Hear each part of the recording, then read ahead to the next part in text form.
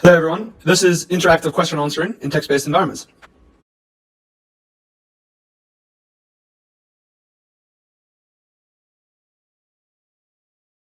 Primary focus of machine reading comprehension research centers around the retrieval of knowledge that is explicitly stated or static descriptions of entities within a knowledge base. Current machine reading comprehension techniques rely primarily on simple pattern matching in order to query such knowledge sources. Such methods do not mimic the manner in which humans interact with an environment in order to gain the knowledge required to answer questions. Simply put, simple pattern recognition does not reward information-seeking behavior, nor focuses on developing comprehension abilities that are deemed necessary to answer many natural language questions. To this end, we propose interactive question answering as a viable solution to the lack of comprehension skills current methods fail to develop. QAit sees an agent be tasked with answering questions that require interacting with some dynamic environment.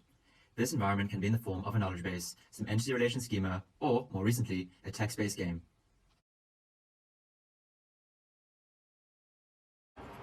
Text-based games have risen in popularity by allowing for language learning problems to be approached using reinforcement learning methods in dialogue-like environments. The most popular of which is TextWorld, an open-source simulator developed by Microsoft aimed at creating interactive dialogue-like environments suited for language learning problems, primarily involving reinforcement learning.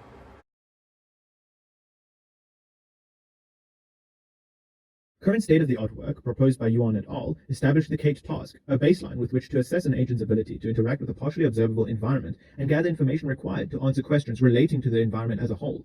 Such questions relate to attributes, location, and existence of objects within the virtual world.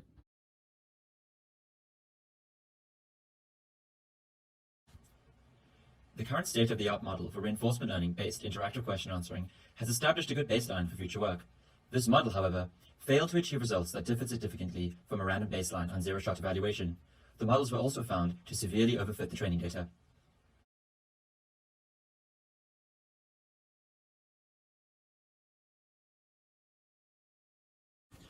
This study has three aims. 1. To create more generalizable agents and models. 2. To instill a more human-like comprehension. And 3. To increase sample efficiency to allow faster and better learning.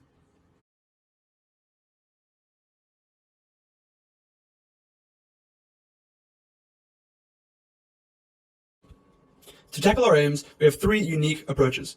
Firstly, a policy-based method using an environment dynamics model.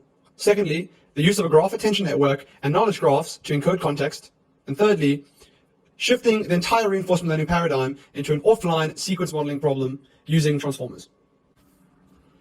So this study explored the effectiveness of a policy-based method within textual environments and the use of a predictive environment dynamics model in the creation of generalizable and language comprehending agents. Prior work has shown that policy-based methods have significantly better generalization capabilities than their value-based counterparts. Additionally, the use of a predictive environment dynamics model as proposed by Patak et al. In 2017 has been seen to further aid generalization. Originally used to provide intrinsic motivation for agents with the goal of efficient exploration, Yao et al. In 2021 adapted this approach for text-based games to regularize the textual encoding and capture language semantics, showing an improvement in single-game performance. Three critical research problems were identified. Are policy-based methods more suitable for text-based environments? Due to a seemingly more human-like, non-deterministic manner of decision-making? Do policy-based methods generalize better in text-based environments? And does using a predictive environment dynamics model as a regularization technique improve text-based environment generalization?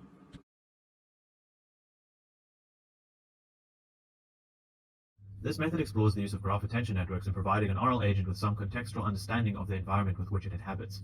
Context is provided by embedding specific details about an environment into a knowledge graph, which the graph attention network utilizes to provide additional context to the agent.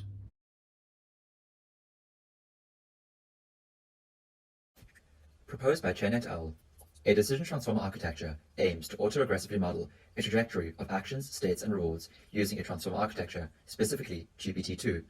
The authors show the decision transformer to perform as well as, if not better than, current state-of-the-art model-free reinforcement learning algorithms on Atari, OpenAI Gym, and Key-to-Do tasks. They also show the decision transformer's ability to outperform reinforcement learning baselines in both sparsely rewarded tasks and problems where long-term credit assignment is required.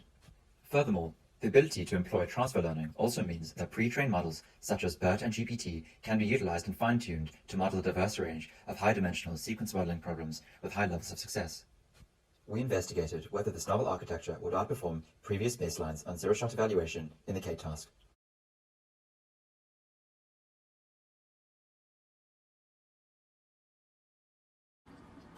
Curiosity will be instilled by means of an intrinsic curiosity module. This module learns relevant features about the agent's text observations and uses these features to predict the next state. The module then uses the scaled prediction error as a form of intrinsic reward. The oral agent will use a combination of intrinsic and extrinsic reward to learn the QAit objective. The actor-critic algorithm, the A2C algorithm, will be used and trained on a set of environments. To promote learning a general policy, such environments will be procedurally generated, aiming for language learning as opposed to memorizing states.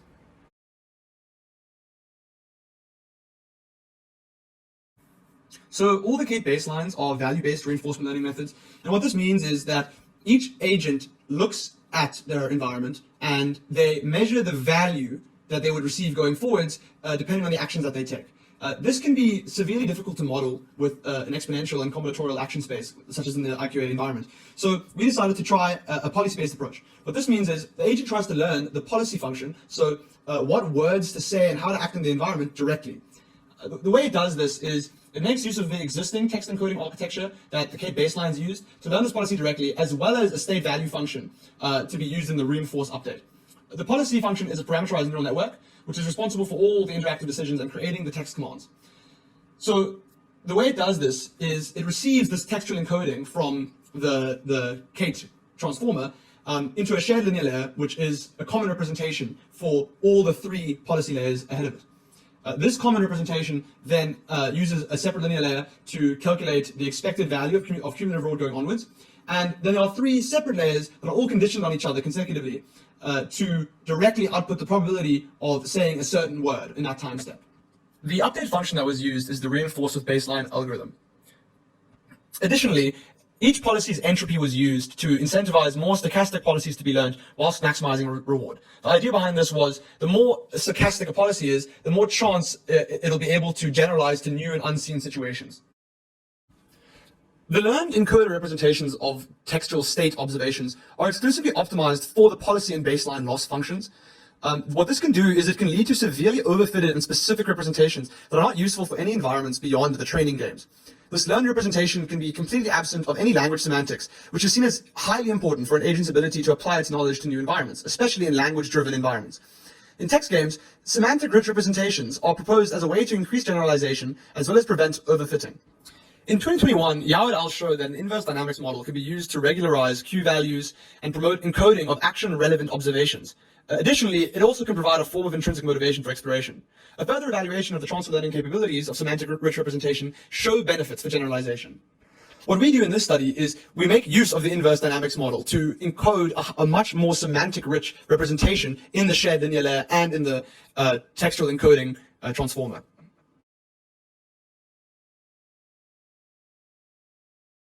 The first step in this approach is to construct a knowledge graph. The entities and relations that make up the knowledge graph are extracted from the observations provided by the text-based environment.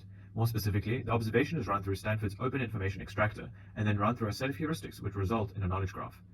Each entity in the knowledge graph is then run through a BERT embedder, which gives a vectorial representation of that entity, which can be processed by the graph attention network. The entities and relations from the constructed knowledge graph are then utilized by the graph attention network. The graph attention network transforms each entity's embedding using an attention mechanism. The graph attention network's output is then put through a transformer encoder, which computes a fixed length representation of the graph attention network. This final representation is then utilized by an agent when deciding which actions to perform. In order to frame an interactive question answering task as an offline sequence modeling problem, we are required to have data ahead of time. This sees us use random rollouts and record a sequence of states, actions, and rewards for each episodic time step, as well as a particular QAit task's corresponding question-answer pair. These offline trajectories are then used to train action generation and answer prediction modules. State, action, and reward tokens are fed into a GPT-2 architecture, allowing for the autoregressive generation of actions, called commands, using a causal self-attention mask. Action predictions are then fed into 3 linear decoders, each representing the action, modifier, and object of a command. States and actions are projected to the embedding dimension and encoded by a GRU. An embedding is also learned for the rewards to go. All 3 tokens are then concatenated with a positional embedding for the episodic time step.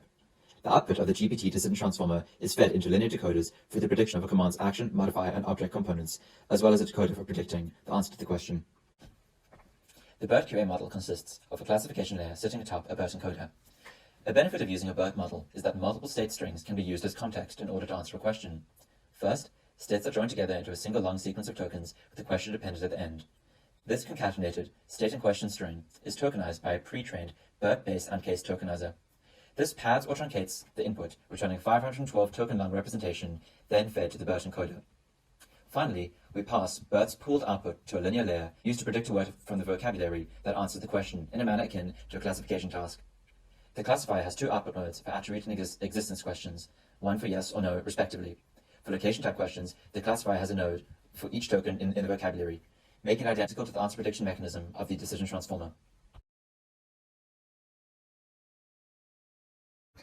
So the results were highly positive. When training on one game, the policy-based agent overfits more than the baselines by achieving 100% accuracy on all three question types, along with high sufficient information scores.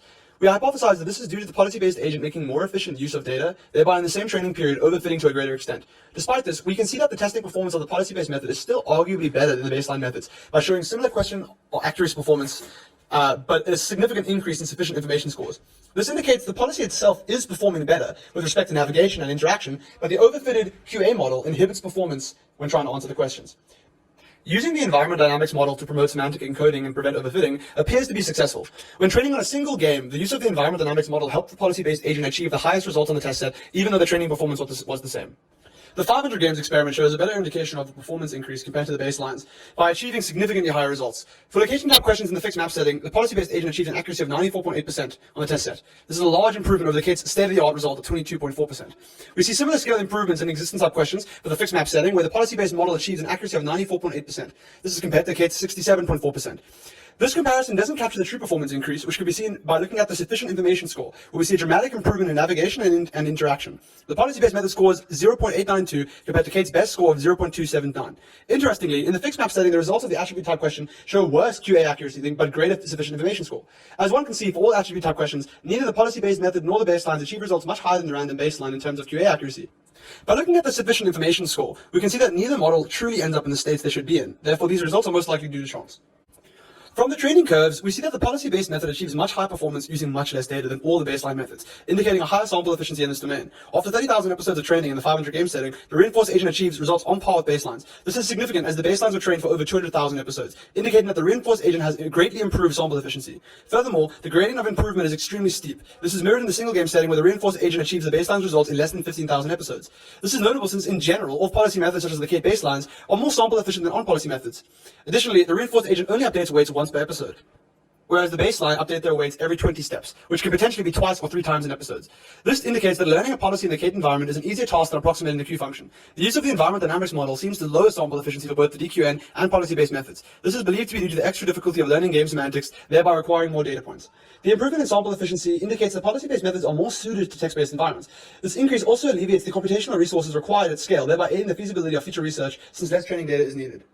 The results indicate that the graph attention network was unable to aid the DQN agent on 500 fixed map games with the exception of existence type questions. However, on random maps we see an improvement on both location and existence type questions. Taking this a step further, we see that when trained on unlimited random map games, the graph attention network was able to improve the accuracy of all 3 question types. Random maps have high variability and are harder to generalize. We can see that the graph attention network aided the agent in environments with high variability, which ultimately increases its generalizing abilities. When using the decision transformer for action generation and answer prediction, the previous baselines in existence type questions in the random map setting was outperformed. However, when instead using the BERT model fine-tuned to question answering in the KAIT task, in tandem with the decision transformer for action generation, baselines for location type questions in both map types were outperformed. Additionally, we also beat the previous question answering accuracy for the random map attribute type questions. When assessing the decision transformer's knowledge gathering abilities, we saw it achieved highest efficient information scores in the random map location, existence, and attribute type questions, as well as the fixed map attribute, indicating superior knowledge gathering capabilities over previous reinforcement learning methods. In conclusion, we were able to show the decision transformer, when trained on fewer samples of suboptimal data, performed similarly to previous reinforcement learning baselines, while also outperforming several. Most notably, however, was the decision transformer's sample efficiency, wherein approximately half of the amount of episodes required for reinforcement learning methods to be trained was required in order to achieve similar, if not better, performance on several baselines with the decision transformer. We also found the decision transformer to develop strong knowledge gathering capabilities, outperforming 4 out of 6 baselines with respect to sufficient information scores. Finally, the decision transformer, working in tandem with the BERT model, saw high question answering accuracy, having outperformed 4 out of 6 baselines with respect to question answering accuracy.